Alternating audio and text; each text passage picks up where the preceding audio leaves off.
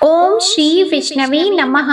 मैं हूँ वामिका और आप सभी का हमारे चैनल आध्यात्मिक सागर में हार्दिक स्वागत है। आज गुरुवार है। गुरुवार का दिन भगवान विष्णु और बृहस्पति देव को समर्पित होता है। इस दिन भगवान विष्णु की विधि विधान से पूजा अर्चना की जाती है। मान्यता है कि बृहस्पतिवार के दिन जगत के पालनहार की पूजा करने और व्रत रखने से उनकी विशेष कृपा प्राप्त होती है। भक्त जनों को गुरुवार के दिन व्रत रखने के बाद गुरुवार की व्रत कथा सुननी अथवा पढ़नी चाहिए। तो आइए आज आप सुनिए बृहस्पतिवार व्रत की कथा। भारतवर्ष में एक प्रतापी और दानी राजा राज्य करता था।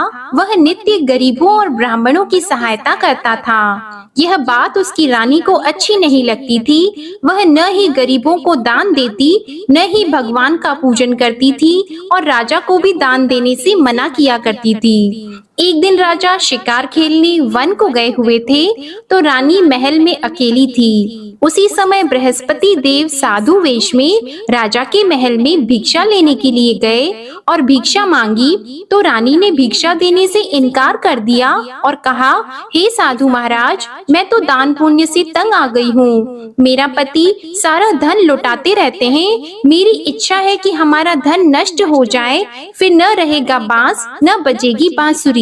साधु ने कहा, देवी तुम तो बड़ी विचित्र हो। धन संतान तो सभी चाहते हैं, पुत्र और लक्ष्मी तो पापी के घर भी होने चाहिए। यदि तुम्हारे पास अधिक धन है तो भूखों को भोजन दो, प्यासों के लिए प्याऊ बनवाओ, मुसाफिरों के लिए धर्मशालाएं खुलवाओ। जो निर्धन अपनी कुंवारी कन्याओं का विवाह नहीं कर सकते, उनका विवाह करा दो। ऐसे और कई काम हैं जिनके करने से तुम्हारा यश लोक और परलोक में फैलेगा। परंतु रानी पर उपदेश का कोई प्रभाव नहीं पड़ा। वह बोली, महाराज आप मुझे कुछ न समझाएं, मैं ऐसा धन नहीं चाहती जो हर जगह बांटती फिरूं। साधु ने उत्तर दिया, यदि तुम्हारी ऐसी इच्छा है तो तथास्तु। तुम ऐसा करना कि बृहस्पतिवार को घर लीपकर पीली मिट्टी से अपना सिर धोकर स्नान करना, भट्टी चढ़ाकर कपड़े धोना। ऐसा करने से आपका सारा धन नष्ट हो जाएगा। इतना कहकर वह साधु महाराज वहाँ से आलोक हो गए और साधु के अनुसार कही बातों को पूरा करते हुए रानी को केवल 3 बृहस्पतिवार ही बीते थे कि उसकी समस्त धन संपत्ति नष्ट हो गई। भोजन के लिए राजा का परिवार तरसने लगा। तब एक दिन राजा ने रानी से बोला कि हे रानी, तुम यहीं रहो, मैं दूसरे देश को जाता हूँ, क्योंकि यहाँ पर सभी लोग मुझे जानते हैं, इसलिए मैं कोई छोटा कार्य नहीं कर सकता। ऐसा कहकर राजा परदेश चला गया। वह जंगल से लकड़ी काट कर लाता और शहर में बेचता था। इस तरह वह अपना जीवन व्यतीत करने लगा। इधर राजा के परदेश जाते ही रानी और दासी दुखी रहने लगी। एक बार जब रानी और दासी को 7 दिन तक बिना भोजन के रहना पड़ा, तो रानी ने अपनी दासी से कहा, हे दासी, पास ही के नगर में मेरी बहन रहती है, वह बड़ी धनवान है, तू उसके पास जा और कुछ लेकर आ, ताकि थोड़ा बहुत गुजार बसर हो सके। रानी दासी की बहन के पास गई। उस दिन गुरुवार था और रानी की बहन उस समय बृहस्पतिवार व्रत की कथा सुन रही थी। दासी ने रानी की बहन को अपनी रानी का संदेश दिया, लेकिन रानी की बड़ी बहन ने कोई उत्तर नहीं दिया। जब दासी को रानी की बहन से कोई उत्तर नहीं मिला, तो वह बहुत दुखी हुई और उसे क्रोध भी आया। दासी ने वापस आकर रानी को सारी बात बता दी। सुनकर रानी ने अपने भाग्य को कोसा। उधर रानी की बहन ने सोचा कि मेरी बहन की दासी आई थी, परंतु मैं उससे नहीं बोली, इससे वह बहुत दुखी हुई होगी। कथा सुनकर और पूजन समाप्त करके वह अपनी बहन के घर आई और कहने लगी, हे बहन, मैं बृहस्पतिवार का व्रत कर रही थी, तुम्हारी दासी मेरे घर आई थी, परंतु जब तक कथा होती है तब तक न तो उठते हैं और न ही बोलते हैं, इसलिए मैं नहीं बोली। कहो दासी क्यों गई थी? रानी बोली, बहन तुमसे क्या छिपाऊं, हमारे घर में खाने तक को अनाज नहीं था। ऐसा कहते कहते रानी की आंखें भर आई। उसने दासी समेत पिछले 7 दिनों से भूखे रहने तक की बात अपनी बहन को विस्तार पूर्वक सुना दी। रानी की बहन बोली, देखो बहन, भगवान बृहस्पति सबकी मनोकामना को पूर्ण करते हैं। देखो शायद तुम्हारे घर में अनाज रखा हो। पहले तो रानी रानी को विश्वास नहीं हुआ, पर बहन के आग्रह करने पर उसने अपनी दासी को अंदर भेजा तो उसे सचमुच अनाज से भरा एक घड़ा मिल गया। यह देखकर दासी को बड़ी हैरानी हुई। दासी रानी से कहने लगी, हे रानी, जब हमको भोजन नहीं मिलता तो हम व्रत ही तो करते हैं, इसलिए क्यों न इनसे व्रत और कथा की विधि पूछ ली जाए ताकि हम भी व्रत कर सकें। तब रानी ने अपनी बहन से बृहस्पतिवार व्रत के बारे में पूछा। उसकी बहन ने बताया, बृहस्पतिवार के व्रत में चने की दाल और मुनक्का से विष्णु भगवान का केले की जड़ में पूजन करें तथा दीपक जलाएं, व्रत कथा सुने और पीला भोजन ही करें। इससे बृहस्पति देव प्रसन्न होते हैं। और व्रत और पूजन विधि बताकर रानी की बहन अपने घर को लौट गई। 7 दिन के बाद जब गुरुवार आया तो रानी और दासी ने व्रत रखा। घुड़साल में जाकर चना और गुड़ लेकर आई, फिर उससे केले की जड़ तथा विष्णु भगवान का पूजन किया। अब पीला भोजन कहाँ से आए, इस बात को लेकर दोनों बहुत दुखी थी। चूँकि उन्होंने व्रत रखा था, इसलिए बृहस्पति देव उनसे प्रसन्न थे। इसलिए वे एक साधारण व्यक्ति का रूप धारण करके 2 थालों में सुंदर पीला भोजन दासी को दे गए। भोजन पाकर दासी बहुत प्रसन्न हुई और फिर रानी के साथ मिलकर भोजन ग्रहण किया। उसके बाद वे सभी गुरुवार को व्रत और पूजन करने लगी। बृहस्पति भगवान की कृपा से उनके पास फिर से धन संपत्ति आ गई, परंतु रानी फिर से पहले की तरह आलस्य करने लगी। तब दासी बोली, देखो रानी, तुम पहले भी इस प्रकार आलस्य करती थी, तुम्हें धन रखने में कष्ट होता था, इस कारण सभी धन नष्ट हो गया, और अब जब भगवान बृहस्पति की कृपा से धन मिला है तो तुम्हें फिर से आलस्य होता है। रानी को समझाते हुए दासी कहती हैं कि बड़ी मुसीबतों के बाद हमने यह धन पाया है, इसलिए हमें दान पुण्य करना चाहिए, भूखे मनुष्यों को भोजन कराना चाहिए और धन को शुभ कार्यों में खर्च करना चाहिए, जिससे तुम्हारे कुल का यश बढ़ेगा, स्वर्ग की प्राप्ति होगी और पितृ प्रसन्न होंगे।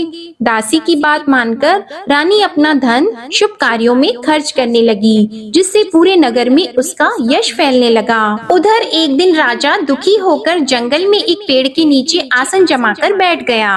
वह अपनी दशा को याद करके व्याकुल होने लगा। बृहस्पतिवार का दिन था। एकाएक उसने देखा कि निर्जन वन में एक साधु प्रकट हुए। वह साधु वेश में स्वयं बृहस्पति देवता थे। लकड़हारे के सामने आकर बोले, हे लकड़हारे, इस सुनसान जंगल में तू इतना चिंता मग्न क्यों बैठा है? लकड़हारे ने दोनों हाथ जोड़कर प्रणाम किया और उत्तर दिया, महात्मा जी, आप सब कुछ जानते हैं, मैं क्या कहूँ। यह कहकर रोने लगा और साधु को अपनी आत्मकथा सुनाई। महात्मा जी ने कहा, तुम्हारी स्त्री ने बृहस्पतिवार के दिन बृहस्पति भगवान का निरादर किया है, जिसके कारण रुष्ट होकर उन्होंने तुम्हारी यह दशा कर दी। अब तुम चिंता को दूर करके मेरे कहने पर चलो तो तुम्हारे सब कष्ट दूर हो जाएंगे और भगवान पहले से भी अधिक संपत्ति देंगे। तुम बृहस्पति के दिन कथा किया करो, 2 पैसे के चने मुनक्का लाकर उसका प्रसाद बनाओ और शुद्ध जल से लोटे में शक्कर मिलाकर अमृत तैयार करो।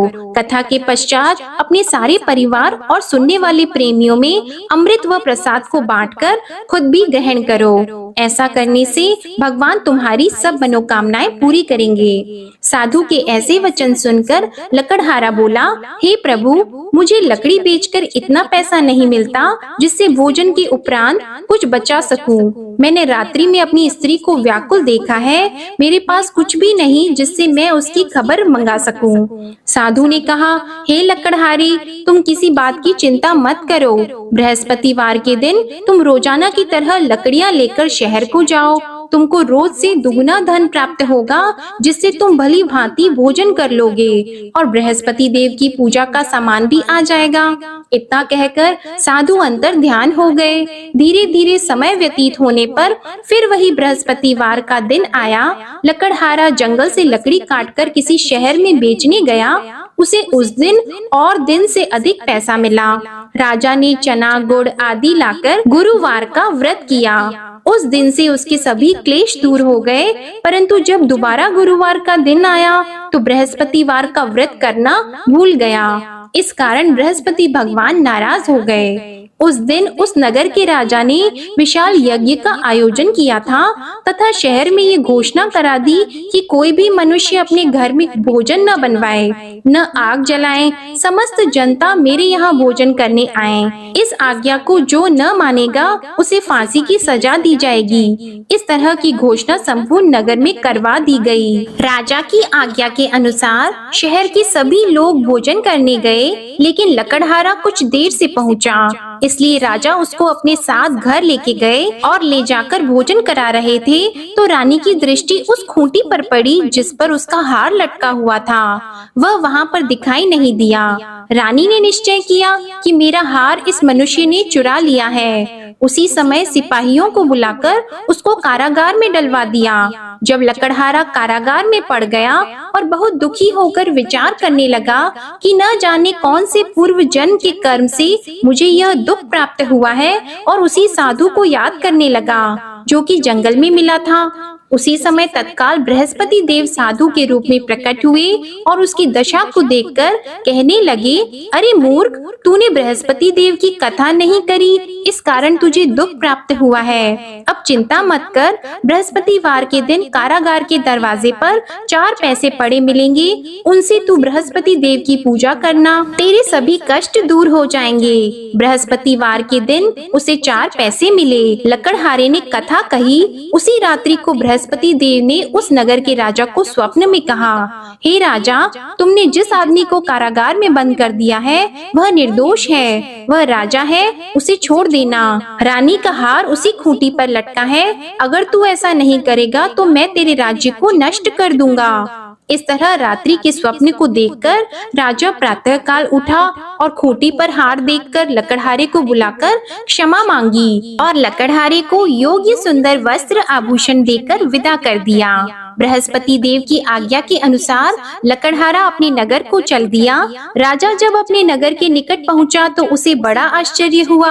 नगर में पहले से अधिक बाग, तालाब, कुएं तथा बहुत सी धर्मशाला, मंदिर आदि बन गई हैं। राजा ने पूछा, यह किसका बाग और धर्मशाला है? तब नगर के सब लोग कहने लगे, यह सब रानी और बंदी के हैं। तो राजा को आश्चर्य हुआ और गुस्सा भी आया। जब रानी ने यह खबर सुनी कि राजा आ रहे हैं तो उन्होंने दासी से कहा, हे दासी, देख राजा हमको कितनी बुरी हालत में छोड़ गए थे, हमारी ऐसी हालत देखकर वह लौट न जाएं, इसलिए तू दरवाजे पर खड़ी हो जा।